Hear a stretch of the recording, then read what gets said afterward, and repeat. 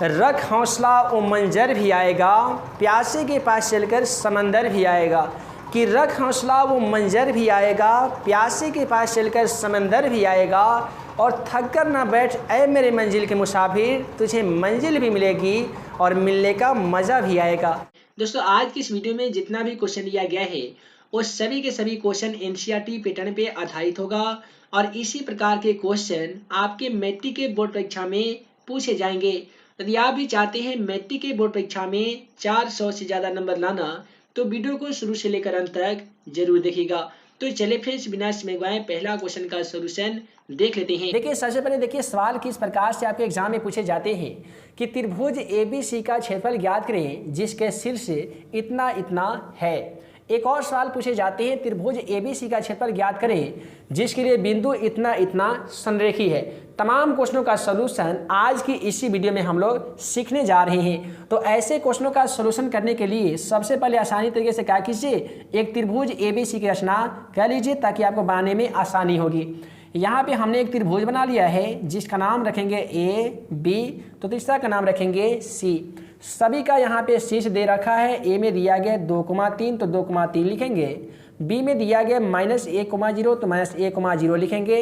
वहीं पे C में दिया गया है 2,-4 तो यहाँ पे 2,-4 हम लोग लिख लिए हैं। उसके बाद में देखिए एक फार्मूला आता है त्रिभुज ABC का क्षेत्रफल ज्ञात करने के लिए, वह होता है 1/2। यहाँ पे हम लोग फार्मूला लिखते हैं 1/2। उसके बाद में होता है x1, यहाँ पे होता है y2 - y3 प्लस में होता है x2। उसके बाद में होता है y3 - y1 प्लस में होता है x3। यहाँ पे दोस्तों होता है y1 - y2। यही होता है त्रिभुज ABC का क्षेत्रफल ज्ञात करने के लिए फार्मूला। अब इतने बड़े फार्मूला को आप आसानी तरीके से कैसे याद कीजिएगा, ये जरा सा ट्रिक जान लीजिए। देखिए, इतने बड़े फार्मूला को याद करने के लिए आपको केवल याद रखना होगा 23, 31, 12। इतना यदि आप याद कर लिए ना तो वादा है हमारा कि ऐसे सूत्र को याद करना बेहद सिंपल आपको लगने लगेगा। देखिए 23, 31, 12 याद रखने से आपको क्या फायदे होने वाले हैं। तो देखिए 1/2 x1 तो आप याद कर ही सकते हैं। यहाँ पे देखिए y और y लगा दिए हैं, यहाँ पे हम y लगा देंगे, यहाँ पे भी y लगा देंगे तो y2 - y3 बन जाएगा। यहाँ पे भी y लगा देंगे, यहाँ पे ये y3 - y1 बन जाएगा। उसी प्रकार से y1 - y2 बन जाएगा जो कि त्रिभुज ABC का फार्मूला होता है। अब यहाँ पे हम लोग क्या करेंगे, इसका सॉल्यूशन करेंगे। तो देखिए पहला ये हो जाएगा x1 का मान तो दूसरा y1 का मान होगा। ये हो जाएगा x2 तो दूसरा y2 का मान होगा। तीसरा इसमें हो जाएगा x3 तो ये हो जाएगा y3 का मान। हमें चाहिए 1/2 तो 1/2 लिखे हैं। उसके बाद में x1 का मान, दोस्तों x1 का मान ध्यान दीजिएगा और ज़रा ध्यान देखिए। बहुत सारे ऐसे छात्र छात्राएं हैं जो वीडियो को शुरू से अंत तक नहीं देखते हैं, जिन कारण उन्हें समझ में नहीं आता है। हम जैसा जैसा बता रहे हैं वैसा वैसा बोलते जाइए, आपको समझ में 100% आएगा। देखिए x1 का मान हमें सबसे पहले चाहिए, x1 का मान कितना है तो 2 है। उसके बाद में हमें चाहिए y2 का मान, तो दोस्तों y2 का मान देख लीजिए 0 है तो आप 0 लिखेंगे। माइनस y3 का मान, तो दोस्तों y3 का मान देखिएगा तो -4 दिया गया है तो माइनस और माइनस यहाँ पे हम लोग +4 आसान तरीके से लिख सकते हैं। उसके बाद में है फार्मूला में +x2 यानी x2 का मान, तो प्लस में x2 का मान कितना है दोस्तों -1 है तो हम -1 इस प्रकार से लिख देंगे। उसके बाद में हमें चाहिए y3 का मान, दोस्तों y3 की मान की बात करें तो ये -4 दिया गया है तो -4 लिखिएगा। उसके बाद में -y1 का मान, तो दोस्तों y1 का मान 3 है तो यहाँ पे आप 3 लिख दीजिए।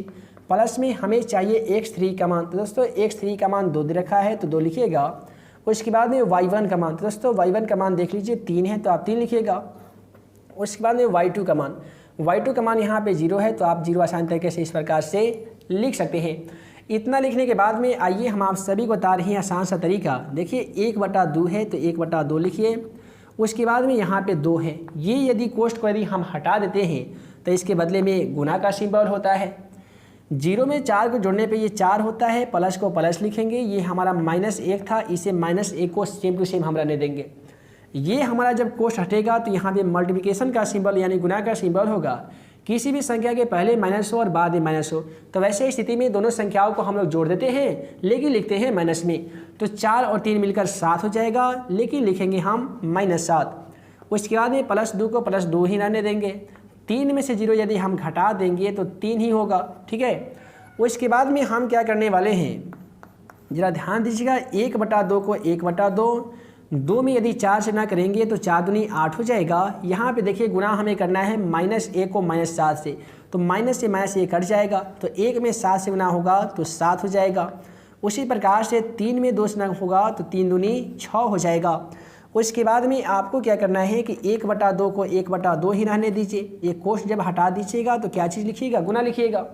अब यहाँ पे देखिए 7 6 13 होता है, 13 और 8 कितना होता है दोस्तों, तो 21 होता है। ये तो कटने वाला है नहीं, तो हम क्या करेंगे 21 में 1 से मल्टीप्लिकेशन करेंगे तो ये हमारा 21 हो जाएगा। और बट्टा में कितना है, तो बट्टा में 2 है। और यही आपका क्वेश्चन का सही जवाब 21/2 वर्ग मात्रक हो जाएगा, जो कि आपका क्वेश्चन का सही जवाब होगा। उम्मीद है आप सभी इसका सॉल्यूशन आसानी तरीके से समझ पाए होंगे। इसका स्क्रीनशॉट लेना चाहते हैं तो आप इसका स्क्रीनशॉट ले लीजिए। और आइए इसी प्रकार से हम लोग अगला क्वेश्चन का सॉल्यूशन कर लेते हैं। जैसा कि आप सभी देख पा रहे हैं, अगला सवाल हमारा कहता है कि एक त्रिभुज ABC का क्षेत्रफल ज्ञात कीजिए जिसके शीर्ष A में दे रखा है a, -1 है, B में है -4, 6, C में दिया गया -3, -5। तो यहाँ पे हम क्या करेंगे कि ये हो जाएगा हमारा x1 का मान, तो दूसरा y1 का मान होगा, ये x2 का मान होगा तो दूसरा y2 का मान होगा। उसी प्रकार से ये x3 का मान तो दूसरा हो जाएगा y3 का मान। अब हम क्या करेंगे, पिछले वाले क्वेश्चन के जैसा इसका हम लोग फार्मूला लिखेंगे। दोस्तों त्रिभुज ABC का फार्मूला क्या होता है, तो 1/2 x1 इंटू होता है y2 - y3 प्लस में होता है x2, यहाँ पे होता है y3 - y1 प्लस में होता है x3, यहाँ पे होता है y1 - y2। ठीक है, ये हमारा फार्मूला हो गया है। अब इस फार्मूला को आसानी तरीके से जिसका मान पूछा गया उसका मान हम लोग बैठा देंगे। देखिए सबसे पहले है 1/2, तो हम 1/2 को सेम टू सेम लिखेंगे। हमें चाहिए x1 का मान, तो दोस्तों x1 का मान कितना है, तो 1 है ना, तो आप यहाँ पे 1 लिखिएगा। उसके बाद में है इंटू में y2 का मान, तो y2 का मान हमें चाहिए, तो y2 का मान देख लीजिए 6 दे रखा है, तो आप 6 लिखिएगा। -y3 का मान, दोस्तों y3 का जो मान है वो -5 है, तो माइनस माइनस मिलकर ये +5 हम लोग लिख सकते हैं। उसके बाद में प्लस में है x2 का मान, x2 का मान देखिएगा तो -4 है, तो प्लस और कोष्ठ में इस प्रकार से -4 लिख दीजिए। उसके बाद में है y3 का मान, दोस्तों y3 का मान -5 है, तो -5 लिखिएगा। -y1 का मान, और y1 का मान भी -1 है, तो माइनस और माइनस +1 हो जाएगा। उसके बाद में हमें चाहिए प्लस में x3 का मान, तो दोस्तों x3 का मान की बात करें तो ये -3 है, तो -3 लिख दीजिए। उसके बाद में y1 का मान, तो दोस्तों y1 का जो मान है वो -1 है। उसके बाद में -y2 का जो मान है वो 6 है। ठीक है, इतना तो आप कर ही सकते हैं, मान आसानी तरीके से देकर बना सकते हैं। उसके बाद में हम क्या करेंगे, 1/2 को 1/2 रहने देंगे, 1 है तो 1 लिखेंगे, कोष्ठ हटेगा तो गुना लिखेंगे। उसके बाद में 6 में 5 को ऐड करेंगे तो 6 5 11 होता है, प्लस को प्लस रहने दीजिए, -4 को -4 ही रहने दीजिए। किसी भी संख्या के पहले माइनस हो और छोटी संख्या जो ना हो, यानी किसी के पास 4 रुपये कर्ज है, 1 रुपया उसे कहीं से प्राप्त होता है, कर्जदार को 1 रुपया दे भी देगा ना तो उसके पास 4 रुपया बचेगा, यानी ये -4 ही होगा। प्लस यहाँ पे है -3, ठीक है, गुना लिखेंगे, कोष्ठ आएंगे तो गुना। माइनस देखिए किसी भी संख्या के पहले माइनस हो बाद में माइनस हो, तो ऐसे स्थिति में दोनों संख्याओं को जोड़ देते हैं लेकिन लिखते हैं माइनस में, तो 6 और 1 7 होगा, लेकिन लिखेंगे -7। अब यहाँ पे हम क्या करेंगे कि 1/2 को 1/2 ही लिखेंगे। उसके बाद में यहाँ पे देखिए 11 में 1 गुना करेंगे तो 11 हो जाएगा, प्लस यहाँ पे 4 में हमें 4 से गुना करना होगा, दोनों में माइनस लगा हुआ है तो माइनस से माइनस हमारा कट जाएगा, तो 4 में 4 से गुना करने पे 4 का 16 हो जाएगा, फिर प्लस का प्लस लिखेंगे। यहाँ पे 3 में 7 से गुना करना है तो 7 3 का 21 हो जाएगा, और माइनस से ये माइनस कैंसिल हो जाएगा अर्थात कट जाएगा। उसके बाद में आप क्या करेंगे कि देखिए 1/2 को 1/2 हमने लिखा, ठीक, अब ये कोष्ठ को हम लोग हटा दे रहे हैं तो ये गुना हो जाएगा। अब तमाम संख्याओं को हमें जोड़ना होगा, कैसे जोड़िएगा, तो 1 में 6 जोड़िए 7 हो जाएगा, 7 और 1 8 होता है, तो आप यहाँ पे 8 लिख सकते हैं। फिर 2 में 1 को जोड़िए तो 3 हो जाएगा, 3 और 1 होता है 4, तो आप यहाँ पे 4 लिख सकते हैं। उसके बाद में क्या होगा कि इसे आसान तरीके से 24 दूनी 48, 24 मरतबे कटा सकते हैं। तो आपका जो क्वेश्चन का जो सही जवाब आ जाएगा वो हो जाएगा 24 वर्ग मात्रक। हाल में दिया गया कि सिद्ध करे कि sine theta minus 2 sine cube theta बटा 2 cos cube theta minus cos theta बराबर में हमें सिद्ध करके लाना होगा टेन थीटा। तो ऐसे क्वेश्चनों को सॉल्व करने का आसान तरीका है कि देखिए दोनों में कॉमन हमें क्या मिल रहा है। तो दोस्तों दोनों में कॉमन है साइन थीटा, तो हम यहाँ से साइन थीटा को आसान तरीके से कॉमन कर सकते हैं। साइन थीटा को यदि हम यहाँ से कॉमन कर लेंगे तो यहाँ पे कुछ भी नहीं बचेगा, यानी 1 बचेगा। माइनस को हम लोग माइनस सेम टू सेम उतारेंगे। 2 साइन क्यू थीटा है तो हम यहाँ पे क्या करेंगे कि 2 और साइन को साइन लिखेंगे। दोस्तों क्यू थीटा है तो क्यू में से तो एक साइन कॉमन हो गया है, तो यहाँ पे होगा साइन स्क्वायर थीटा। उसी प्रकार से नीचे देखेंगे तो आप पाएंगे यहाँ पे भी 2 कॉस क्यू थीटा है, यहाँ पे भी कॉस थीटा है, तो दोनों में हमारा कॉस कॉमन हो रहा है, तो हम यहाँ से कॉस थीटा को कॉमन कर लेंगे। है दोस्तों कॉस थीटा को यदि हम कॉमन कर लेंगे तो ये 2 कॉस क्यू थीटा था, एक कॉस कॉमन लेने के बाद में ये बन गया होगा 2 कॉस से क्यू के बदले में स्क्वायर थीटा हो जाएगा। माइनस को माइनस लिखेंगे, कॉस थीटा यहाँ से कॉमन हो गया है तो प्राप्त संख्या 1 होगी। हम यहाँ पे आसान तरीके से 1 लिख सकते हैं। उसके बाद वाला स्टेप तो काफ़ी इजी है यार। हम क्या करेंगे कि ऊपर वाले को सेम टू सेम उतारेंगे। ऊपर क्या है तो साइन थीटा, कोष्ठ में है 1 माइनस 2 साइन स्क्वायर थीटा। नीचे वाले को हम देखिए यहाँ पे कॉस थीटा है तो कॉस थीटा को सेम टू सेम लिख रहे हैं। यहाँ पे 2 है, इसे भी हमने सेम टू सेम लिखा।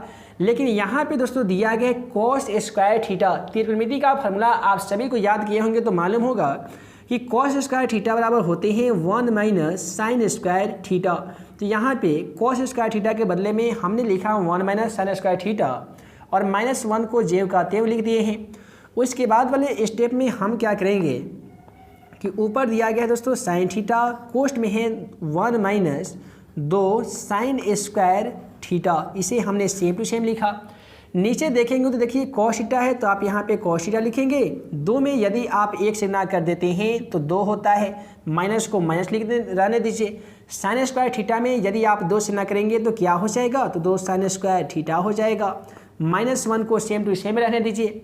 उसके बाद वाले स्टेप में आपका क्वेश्चन का सही जवाब आने वाला है। ऊपर वाले स्टेप को सेम टू सेम लिखेंगे। क्या है दोस्तों तो साइन थीटा, उसके बाद में है 1 माइनस 2 साइन स्क्वायर थीटा और बटा में हम क्या करेंगे कॉस थीटा को सेम टू सेम लिखेंगे। यहाँ पे देखिए 2 प्लस में है 1 माइनस में है। इसका अर्थ ये होता है कि 2 में से हमें 1 माइनस करना होगा। 2 में से 1 माइनस करेंगे तो 1 बचेगा, माइनस ये 2 साइन स्क्वायर थीटा को सेम टू सेम लिखेंगे 2 साइन स्क्वायर थीटा। इतना तो आप कर ही सकते हैं ना, कर सकते हैं ना। अब क्या कीजिए कि 1 माइनस 2 साइन स्क्वायर थीटा से इससे आसानी तरीके से आप कटा सकते हैं। जब कटा दीजिएगा ना तो प्राप्त यहाँ पे आपको क्या होगा, यहाँ पे दोस्तों होगा साइन थीटा बटा में यहाँ पे है कॉस थीटा।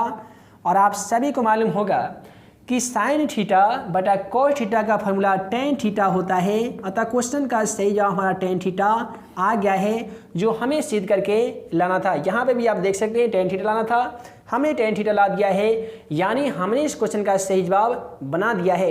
यदि आप इसका स्क्रीनशॉट लेना चाहते हैं तो इसका स्क्रीनशॉट ले लीजिए और उम्मीद है आपको समझ में तो आ ही गया होगा। आसानी तरीके से आप इसका सोल्यूशन कर सकते हैं। इसी प्रकार से नेक्स्ट क्वेश्चन हम लोग देखेंगे तो देख लीजिए। अगला क्वेश्चन कहता है कि sine 4 theta minus cos power 4 theta बटा sine square theta minus cos square theta बराबर में हमें एक सॉल्व करके लाना होगा। तो हम क्या करेंगे, साइन 4 थीटा के बदले में हम ऐसे भी लिख सकते हैं कि साइन स्क्वायर थीटा का होल स्क्वायर कर सकते हैं, ठीक। उसके बाद में देखिए कॉस 4 थीटा है, कॉस 4 थीटा को हम क्या कर सकते हैं कि कॉस स्क्वायर थीटा और इसका होल स्क्वायर कर सकते हैं। इससे क्या होगा कि 2 में 2 से गुना करेंगे तो 2 दूनी 4 यानी साइन 4 थीटा फिर से आ जाएगा। 2 में 2 से करेंगे तो 4 हो जाएगा, यानी कॉस पावर 4 थीटा भी पहले जैसा हो जाएगा। अब नीचे देखिए तो नीचे दिया गया साइन स्क्वायर थीटा, इसे हम सेम टू सेम लिखेंगे। Sign square theta minus cos square theta को हमने सेम टू सेम लिखा। ये लिखने के बाद आपके मन में एक सवाल आ रहा होगा कि देखिए ये ए स्क्वायर माइनस बी स्क्वायर के जैसा दिख रहा है ना। तो ए स्क्वायर माइनस बी स्क्वायर का एक फार्मूला आता है मैथमेटिक्स में कि a प्लस बी इंटू दोस्तों होता है a माइनस बी। तो a का मान यहाँ पे साइन स्क्वायर थीटा होने वाला है, b का मान कॉस स्क्वायर थीटा होने वाला है। तो हम क्या करेंगे, फार्मूला के अकॉर्डिंग a प्लस बी। तो दोस्तों a का मान देख लीजिए साइन स्क्वायर थीटा है, तो आप यहाँ पे लिखेंगे साइन स्क्वायर थीटा, प्लस में लिखिएगा b का मान दोस्तों कॉस स्क्वायर थीटा है, तो कॉस स्क्वायर थीटा लिखिएगा। उसके बाद में फिर दूसरा क्वेश्चन में कहता है a माइनस बी, यानी इसी को सेम टू सेम लिखना होगा लेकिन माइनस लगा देना होगा, यानी आप लिखेंगे साइन स्क्वायर थीटा और माइनस में कर दीजिएगा कॉस स्क्वायर थीटा। उसके बाद में बट्टा में जो भी संख्या था, जैसे sign square theta minus cos square theta था, उसे हम सेम टू सेम लिखेंगे। फिर से लिखेंगे साइन स्क्वायर थीटा, उसके बाद में माइनस में था दोस्तों कॉस स्क्वायर थीटा। इतना लिखने के बाद में आप पाएंगे कि sign square theta minus cos square theta, sign square theta minus cos square theta, ये दोनों इक्वल हो रहा था, अतः हम इसे आसानी तरीके से कटा सकते हैं, काट सकते हैं। उसके बाद में ये कटाने के बाद हमें क्या प्राप्त होगा, तो दोस्तों हमें प्राप्त होगा साइन स्क्वायर थीटा, प्लस में है कॉस स्क्वायर थीटा। और आप सभी को मालूम होगा कि त्रिकोणमिति का एक फार्मूला होता है कि sign square theta plus cos square theta का मान कितना होता है। तो आप कहेंगे sir sign square theta plus cos square theta का जो मान होता है वो 1 होता है, और क्वेश्चन में भी हमें सॉल्व करके लाना था 1, और हमने आसानी तरीके से इसका सॉल्यूशन करके 1 ला दिया ही। पहला सवाल कहता है कि पूर्ण वर्ग विधि से सॉल्व कीजिए। समीकरण है 2x² माइनस 5x प्लस 3 बराबर 0। तो ऐसे क्वेश्चनों को सॉल्व करने के लिए सबसे पहले आपको क्वेश्चन में ये देखना होगा कि दोस्तों x² का गुणांक कितना है। तो यहाँ पे ध्यानपूर्वक देखेंगे तो आप पाएंगे x² का गुणांक 2 है। तो हम क्या करेंगे, लिखेंगे कि सभी में 2 से भाग देने पर, इसका गुणांक यदि 3 रहता तो सब में हम 3 से भाग देते, 4 रहता तो सभी में 4 से भाग देते, लेकिन यहाँ पे 2 है तो सभी में हमें 2 से भाग लगाना होगा। इसमें भी 2 से भाग लगाएंगे, इसमें भी 2 से भाग, और इसमें भी 2 से भाग लगा देंगे। तो इससे क्या होगा कि 2 से 2 कैंसिल हो जाएगा, तो प्राप्त संख्या x² माइनस 5x बटा 2 आएगा, प्लस में है 3/2, तो 3/2 लिखेंगे, बराबर में हो जाएगा 0। उसके बाद में यहाँ पे माइनस है तो a माइनस बी वाले फार्मूला बैठाएंगे, यदि प्लस रहता तो a प्लस बी वाले फार्मूला पे बैठा देते। आप सभी को मालूम होगा कि a माइनस बी का जो फार्मूला कहता है कि a² माइनस में होता है 2ab प्लस में होता है b का स्क्वायर। तो दोस्तों a का मान हम लोग x मानेंगे, यानी करेंगे a² यानी x² माइनस 2ab, यानी 2 गुने a का मान फिर से x लिखेंगे, गुने b का मान यहाँ पे 5/2 है ना, लेकिन याद रखना है 5 के नीचे जो भी यहाँ पे जो संख्या रहेगी उसमें आपको 2 से गुना करना होगा, यानी 2 है तो 2 से गुना कर देंगे तो 4 हो जाएगा, और प्लस में होता है b का स्क्वायर, यानी 5/4 का स्क्वायर कर देंगे। और एक चीज़ ये भी याद रखना होगा कि जितना का हम लोग स्क्वायर करेंगे उतना ही स्क्वायर आपको एक बार घटाना भी होगा, यानी प्लस में 5/4 का होल स्क्वायर था, तो अब हमें करना होगा माइनस में 5/4 का होल स्क्वायर। उसके बाद में प्लस में 3/2 है तो प्लस में 3/2 को सेम टू सेम लिखिए, बराबर में है 0, इसे भी आप सेम टू सेम लिख सकते हैं। उसके बाद वाले स्टेप में आपको क्या करना होगा कि x² माइनस 2 गुने x गुने 5/4 दे रखा था, सेम टू सेम लिख दीजिए। उसके बाद में यहाँ पे भी है 5/4 का होल स्क्वायर, इसे भी सेम टू सेम लिखिए। माइनस में आप देख पा रहे हैं 5 का स्क्वायर है, दोस्तों 5 का स्क्वायर कितना होता है तो 25 होता है, 4 के स्क्वायर कितना होता है तो आपका आंसर 16 होता है। उसके बाद ये प्लस में 3/2 है, सेम टू सेम, बराबर का 0 को सेम टू सेम आप लिख सकते हैं। उसके बाद में यदि आप ध्यानपूर्वक देखेंगे तो आप पाएंगे कि यहाँ से लेकर यहाँ तक a माइनस बी वाले फॉर्मूला पे बनते आ रहा है। तो इसके बदले में हम a का मान यहाँ पे x ले लेते हैं, माइनस b का मान 5/4 ले लेते हैं, और इसका कर देते हैं स्क्वायर, और ये इतने के बदले में इतना हम आसान तरीके से लिख सकते हैं। उसके बाद में यहाँ पे देखेंगे तो माइनस 25/16 है, तो बराबर के उधर जाकर ये प्लस में 25/16 का 25/16 हो जाएगा, ये प्लस 3/2 था तो ये हो जाएगा माइनस 3/2। उसके बाद वाले स्टेप में हमें क्या करना है कि देखिएगा यहाँ पे देखिए x माइनस 5/4 का होल स्क्वायर है, सेम टू सेम लिख रहे हैं।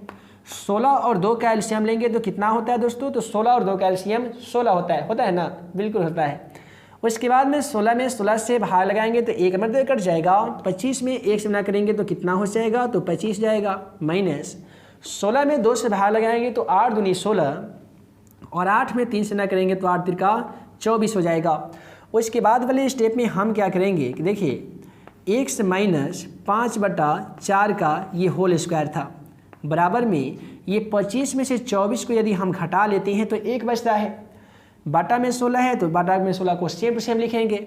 उसके बाद में इसे हम ऐसे भी कर सकते हैं कि x माइनस 5/4 का ये होल स्क्वायर था, यदि इस पर से स्क्वायर हम हटा देंगे तो बराबर में जो उधर वाली 1/16 जो संख्या है 1/16 इस पे क्या आ जाएगा तो रूट आ जाएगा, जो कि प्लस और माइनस में होगा।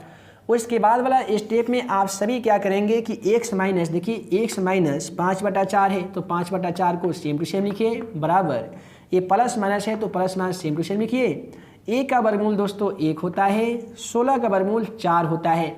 उसके बाद में हमें निकालना है x का मान, तो हम क्या करेंगे x बराबर लिखेंगे, प्लस में सबसे पहले प्लस में निकालते हैं, उसके बाद माइनस में 1/4 प्लस में ले लेते हैं 1/4, ये माइनस में 5/4 है, बराबर की तरह जाकर प्लस में 5/4 हो जाएगा। इससे क्या होगा कि 4 का एलसीएम हम लोग लेंगे तो 4 हो जाएगा। दोनों जब एलसीएम सेम टू सेम रहता है तो बराबर के उधर वाली संख्या को सेम टू सेम हमें लिखना पड़ता है, यानी 1 + 5 है तो लिखेंगे 1 + 5। दोस्तों 5 और 1 हो जाएगा 6, और 6/4 उठाइएगा 3 दूनी 6 और 2 दूनी 4, यानी 3/2 हो जाएगा। उसी प्रकार से यदि आप माइनस वाला ज्ञात कीजिएगा, x बराबर -1/4 लिखिएगा यहाँ से माइनस वाला, तो -5/4 है वो +5/4 हो जाएगा। इससे क्या होगा कि 4 का एलसीएम दोस्तों 4 हो जाएगा। जब एलसीएम सेम टू सेम है तो ऊपर वाले संख्याओं को सेम टू सेम लिख देंगे, तो -1 + 5 मिलकर ये 4 हो जाएगा, बटा 4 कट के हमारा आंसर 1 हो जाएगा। तो इस प्रकार से दिए गए क्वेश्चनों को हम लोग आसानी तरीके से सॉल्व कर लिए हैं। उम्मीद है आप सभी को इसका सलूशन तो समझ में आ ही गया होगा। यदि फिर भी समझ में नहीं आया होना तो चलिए एक और उदाहरण के माध्यम से हम आप सभी को समझाने की कोशिश करते हैं। तो ये रहा हमारा पहला क्वेश्चन।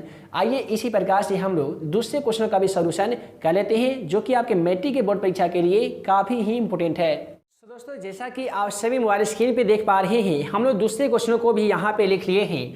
दूसरा क्वेश्चन है कि 3x² - 11x + 10 = 0 को पूर्ण वर्ग विधि से सॉल्व कीजिए। पिछले वाले क्वेश्चन में हमने क्या किया था कि x² का गुणांक जितना था उसे सभी में हम लोग भाग दिए थे।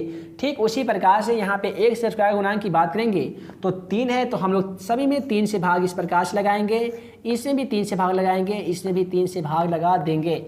इससे क्या हो जाएगा कि 3 से 3 हमारा कट जाएगा, तो प्राप्त संख्या यहाँ पे x² होगा -11/3x हो जाएगा, और प्लस में 10/3 को सेम टू सेम लिखिए, बराबर में हो जाएगा 0। यहाँ पे ध्यानपूर्वक देखेंगे तो यहाँ पे भी माइनस लगा हुआ है, तो पिछले वाले क्वेश्चन के जैसा इसे हम भी a - b के वाले फॉर्मूला पे बैठाना होगा। दोस्तों a - b का फॉर्मूला पहला करता है a², तो x² कर देंगे, माइनस में 2ab यानी 2 गुने a का मान फिर से x गुने b का मान, तो 11/3 है। हम आप सभी को पिछले वाले क्वेश्चन में बताए हैं कि यहाँ पे जो भी संख्या रहेगी उसमें आपको 2 से गुना करना होगा। तो 3 है तो 3 में 2 से गुना कर दीजिएगा तो 6 हो जाएगा। उसके बाद में प्लस b का स्क्वायर यानी 11/6 का स्क्वायर कर दीजिएगा। जितना यहाँ पे प्लस में स्क्वायर कीजिएगा उतना ही आपको माइनस में करना होगा, 11/6 का स्क्वायर। उसके बाद में प्लस में है 10/3, उसे सेम टू सेम 10/3 ही रहने दीजिए, बराबर में 0 को सेम टू सेम आप लिख सकते हैं। उसके बाद में ज़रा ध्यान दीजिएगा, x² - 2 गुने x गुने इतने के बदले में आप आसानी तरीके से इतना तो लिख ही सकते हैं, x - 11/6 का स्क्वायर कर सकते हैं। क्यों हम कर रहे हैं, क्योंकि a - b को अगर तोड़ेंगे तो फिर से हमारा इतना आ जाएगा, और ये a - b वाले फॉर्मूला पे ही बन रहा है। उसके बाद में यहाँ पे माइनस देखिए 11 के स्क्वायर, तो दोस्तों 11 के स्क्वायर 121 होता है, 6 का स्क्वायर तो ये 36 होता है, प्लस में है 10/3, उसे 10/3 को सेम टू सेम ही रहने दीजिए। उसके बाद वाले स्टेप में आपको क्या करना होगा, पिछले वाले क्वेश्चन के जैसा x - 11/6 है, इसका स्क्वायर तो सेम टू सेम लिखेंगे, और बराबर में यदि हम लिखेंगे तो 121/36 माइनस में था, बराबर के उधर जाकर प्लस में हो जाएगा 121/36, और प्लस वाला हो जाएगा माइनस में 10/3। उसके बाद में हमें इसका बट्टा का जोड़ बनाना होगा। कैसे बनाएंगे तो देखिए, x - 11/6 का होल स्क्वायर, इसे सेम टू सेम हमने लिखा, 36 और 3 का एलसीएम लेंगे। तो दोस्तों 36 और 3 का जो एलसीएम होता है वो कितना होता है, आइए यहाँ पे देख लेते हैं। तो ये 36 हो गया या 3 हो गया, 3 मतलब लगाएंगे तो देखिए 36 का एलसीएम 36 से होता है, तो यहाँ पे 36 लिखेंगे, तो 36 में 36 से भाग लगाएंगे तो 1 मरतबा होता है। तो 121 में 1 से भाग लगाएंगे तो 121 हो जाएगा, माइनस का माइनस, ये 12 तिया 36, तो 12 दहिया 120 हो जाएगा। उसके बाद वाले स्टेप पे हमें क्या करना होगा कि देखिए x माइनस 11/6 का होल स्क्वायर है, हमने सेम टू सेम लिखा। 121 में से 120 को हटा दीजिएगा तो 1 बचेगा और 36 का 36 बचेगा। अब पिछले वाले क्वेश्चन के जैसा हम क्या करेंगे कि देखिए x माइनस 11/6 है, इस पर से हमने स्क्वायर को हटा दिया है, तो बराबर के उधर जो संख्या है 1/36, इसमें प्लस माइनस में रूट आ जाएगा 1/36। अब हम क्या करेंगे, x माइनस 11/6 को सेम टू सेम लिखेंगे और ये प्लस माइनस को भी सेम टू सेम लिख देंगे। 1 का वर्गमूल दोस्तों 1 होता है, 36 का वर्गमूल 6 होता है। अब यहाँ पे हमें x का मान ज्ञात करना है, तो यदि आप x बराबर लिखते हैं प्लस वाला 1/6, तो यहाँ से माइनस 11/6 जाकर उधर हो जाएगा प्लस में 11/6। इससे क्या हो जाएगा कि 6 और 6 का एलसीएम दोस्तों 6 होता है। जब एलसीएम सेम टू सेम हो तो ऊपर वाले तमाम संख्याओं को सेम टू सेम लिख दिया जाता है, यानी हम 1 + 11 लिख सकते हैं। दोस्तों 1 और 11 मिलकर होता है 12, और 12 में 6 से भाग लगाने पर 6 दूनी 12 हो जाता है और x का मान हमारा 2 चला आता है। ठीक उसी प्रकार से दूसरा x का मान यदि हमें ज्ञात करना हो तो हम माइनस वाला 1/6 लिखेंगे, माइनस में 1/6, और ये माइनस 11/6 है तो प्लस में 11/6 हो जाएगा। उसके बाद में 6 का एलसीएम कितना होता है, तो आपका आंसर 6 होता है ना। अब क्या करेंगे, दोनों जब एलसीएम सेम टू सेम हो तो ऊपर वाले संख्याओं को -1 + 11 और सेम टू सेम लिखेंगे। -1 का + 11 मिलकर ये आपका 10 हो जाएगा और बटा 6, ये 5 दूनी 10 कटेगा, ये 3 दूनी 6 कट जाएगा तो 5/3 आ जाएगा। इस प्रकार से हम कह सकते हैं कि पहला जो x का मान आया है वो 2 आया है और दूसरा आया है 5/3, और आसानी तरीके से दिए गए क्वेश्चनों को हम लोग सॉल्व कर लिए हैं। यदि आपको इसका स्क्रीनशॉट लेना हो तो आप आसानी तरीके से इसका स्क्रीनशॉट ले सकते हैं और आप अपने पाठ्य पुस्तक में आसानी तरीके से इसे याद कर भी सकते हैं, लिख भी सकते हैं। आपके 10वीं कक्षा के मैथमेटिक्स में बहुत सारे ऐसे क्वेश्चन दिए गए हैं जिसे पुनर्वर्ग विधि से सॉल्व करके आप सभी को आंसर लाना होगा। तो आप अपने पाठ्य पुस्तक निकालिए और ऐसे दिए गए तमाम क्वेश्चनों को आसानी तरीके से सॉल्व कीजिए। कहीं पे आपको दिक्कत आ रहा है तो इस वीडियो को रिकैप करके फिर से रिव्यू करके देख लीजिए कि हम कैसे बताए हैं और आप कैसे बना रहे हैं। उम्मीद है आप सभी को आसानी तरीके से समझ में आ ही जाएगा। यदि आपको वीडियो पसंद आया हो तो वीडियो को लाइक कीजिएगा, पसंद नहीं आया हो तो डिसलाइक जरूर कीजिएगा। और ऐसे ही वीडियो देखना चाहते हैं 10वीं 12वीं कक्षा के रिलेटेड तो हमारे YouTube channel math and magic tips को सब्सक्राइब जरूर कीजिएगा। तो हे दोस्तों, मैं मुकम्मल अंसारी जल्द मिलूंगा अगले वीडियो में नए वीवीआई क्वेश्चन के साथ। तब तक के लिए आप सभी को वीडियो देखने के लिए बहुत बहुत धन्यवाद।